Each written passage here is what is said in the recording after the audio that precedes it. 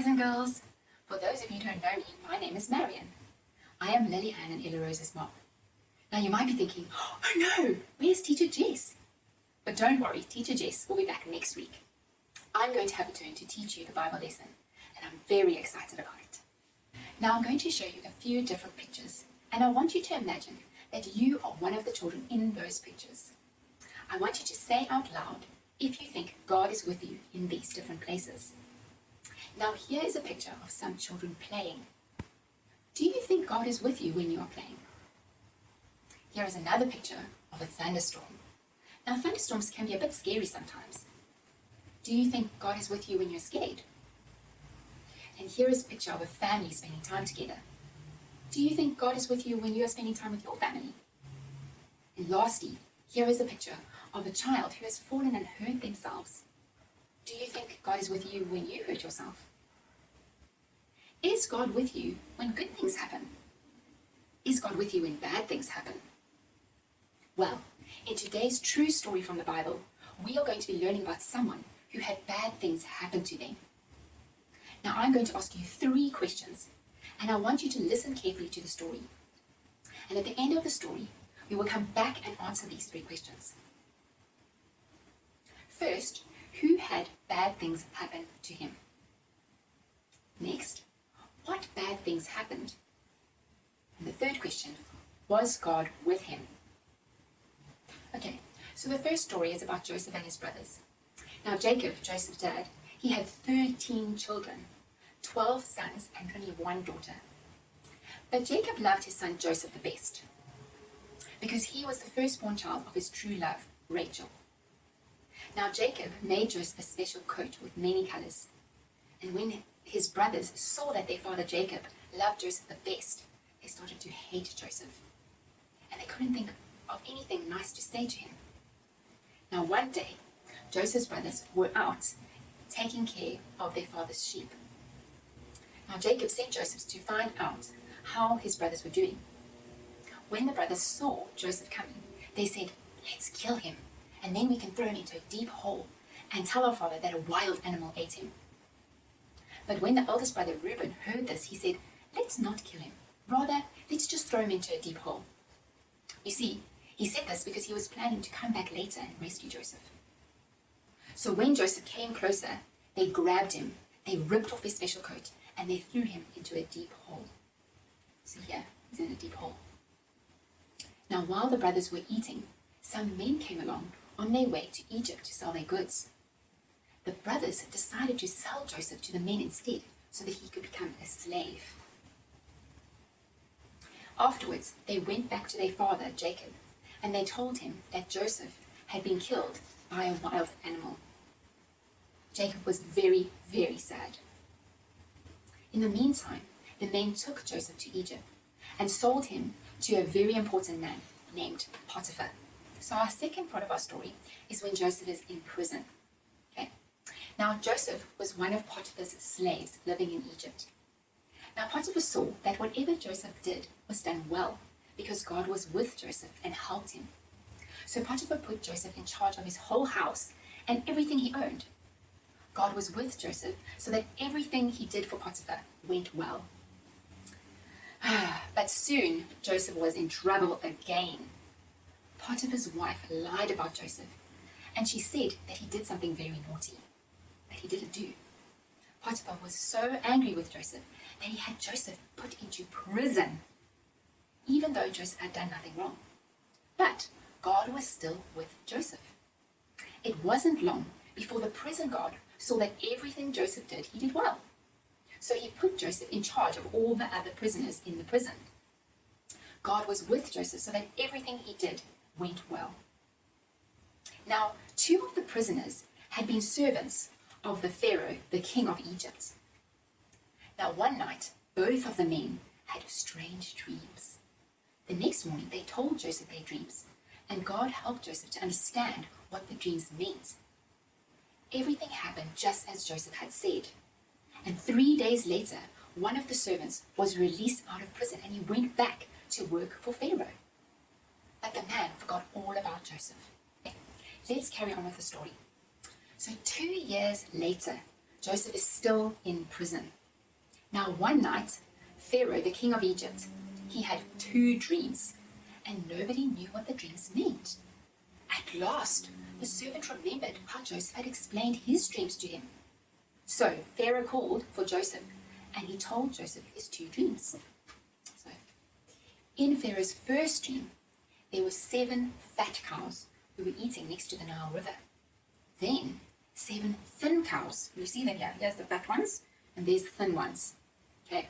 The 7 thin cows came up, and they ate the fat cows. Oh my goodness, that was a strange dream. Then, in Pharaoh's next dream, in his second dream, he saw 7 heads of healthy corn, and next to them, 7 heads of thin corn. Can you see there? There's the healthy looking corn that looks good to eat. This corn looks not so great, hey? Okay, then the thin corn came up and it ate the healthy corn. Oh my goodness, that's also a very strange dream. God helped Joseph to understand what the dreams means. Joseph said, these dreams mean the same thing. God is telling you what is going to happen. There are going to be 7 years of good crops, and the people will have lots of food to eat. But then there's going to be 7 years of bad crops, and there'll be no food to eat. Then Joseph told Pharaoh what he should do. He said, you need to find a man to collect part of the grain during the 7 good years and then store it. Then, during the 7 bad years, there will be enough food stored up for the people to eat. Pharaoh said, God is with you. I want you to be in charge of collecting and storing the grain. You will be the most important man in Egypt, except for me. Now Joseph did his job well, and God was with him. Okay. Now there were so many bad things that happened to Joseph. First, Joseph's brothers threw him into a deep hole. And then they sold him into slavery. And next, we learned about how Joseph was put into prison. Now, was God with Joseph when he was a slave in Egypt? Yes. Was God with Joseph when his brothers put him into the pit, into the deep hole? Yes. Was God with Joseph when he was in prison? Yes. Now, how do we know? Well, God helped Joseph in everything he did, so that everything he did went well. Now, how do we know that Joseph was still trusting God, even though he was in prison? He trusted God to help him explain the servant's dreams while he was in prison, and to explain Pharaoh's dreams too, because he knew he couldn't do it by himself. He needed God's help. Now remember, right in the beginning of the lesson, I asked 3 questions, and I said that you must listen carefully to the story so that you can answer them at the end. Well, let's go through those questions again now. Now, who had bad things happen to him? If you said Joseph, you were right. Now, what bad things happened? Like we said earlier, his brothers threw him into a deep hole, he was sold into slavery, and lastly, he was put into prison. Now, was God with him? Yes, he was. And just like God was with Joseph, God is also with us if we believe in Jesus. He is with us when good things happen, and he is also with us when bad things happen. And we need to trust him, just like Joseph did. Now, do you believe and trust in God? Now, if you're not sure, then you can either speak to Jess at church, or if you want to, you can speak to me, or speak to your mom and dad after the lesson. And you can ask them about finding out about how you can believe in God and trust in him. Okay, now it's time for an activity. You'll need a piece of paper and some crayons. Now you might want to pause the video while you go and get them.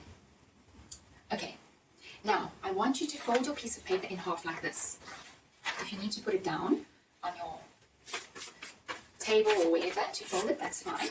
But I want you to fold it in half like that so that it's half down like that. All right, now on one side of your paper, I want you to draw a picture of you doing something fun and happy, like playing with your friends, or riding your bike, or even maybe swimming at the beach. Anything like that, okay? So now I'm going to draw just a big smiley face on my paper so that we know what we were drawing on that side. Okay, if you need to pause the video and finish drawing, you can do that.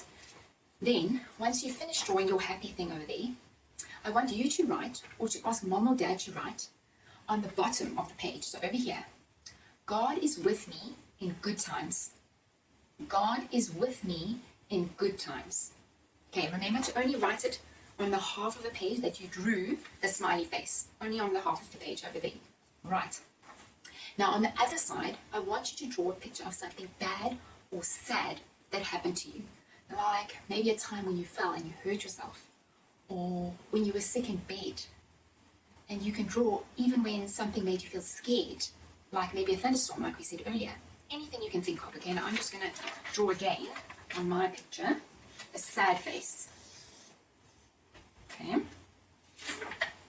Now again, you can pause it and draw your picture in there if you want, and then come back to it when you finish drawing your picture. Okay, now again, I want you to write at the bottom here, or ask mom and dad to write on the bottom here, God is with me in bad times. Now remember to only write on this half, underneath the bad thing that happened, okay? Only on this part.